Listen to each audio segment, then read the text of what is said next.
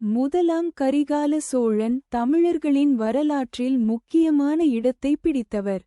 சங்க காலத்திற்கு பிந்தைய சோழ மன்னர்களில் முதன்மை பெற்ற வீரனாக கரிகாலன் அறியப்படுகிறார்.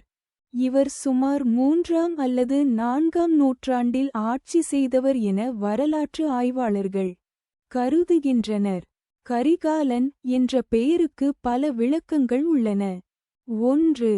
போரில் காயமடைந்த காலுக்காக அவர் காரி-காலன் என்று அழைக்கப்பட்டதாகும்.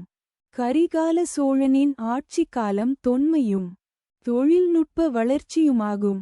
இவர் மிகச்சிறந்த கட்டுமான நிபுணராக விளங்கினார். இன்று திருச்சிராப்பள்ளி அருகே காணப்படும் கல்லணை கிராண்ட் அணைக்கட் அவர் கட்டிய அணை என அறியப்படுகிறது. இது உலகின் பழமையான செயற்கை அணைகளில் ஒன்றாகவும் இன்னும் இந்தியாவில் விவசாய நன்மைக்காக பயன்பாட்டில் உள்ள அணையாகவும் உள்ளது.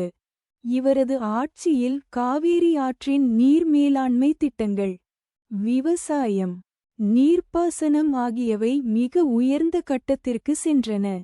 அரசியல் ரீதியாகவும் இவர் மிக முக்கியமான வீரர். சேர, பாண்டிய மற்றும் வட இந்திய மன்னர்களை வென்று தமது வீரமும் திறமையும் நிரூபித்தார்.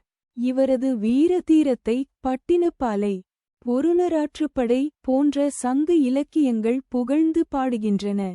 இவருடைய ஆட்சியில் தஞ்சாவூர், உறையூர் உள்ளிட்ட நகரங்கள் பெரிதும் வளர்ச்சி பெற்றன.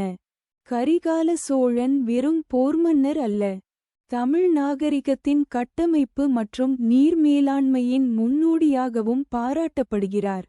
அவரது வாழ்க்கை தமிழ் மக்களின் பெருமைக்கும் பண்பாட்டு அடையாளங்களுக்கும் ஆதாரமாய் திகழ்கிறது.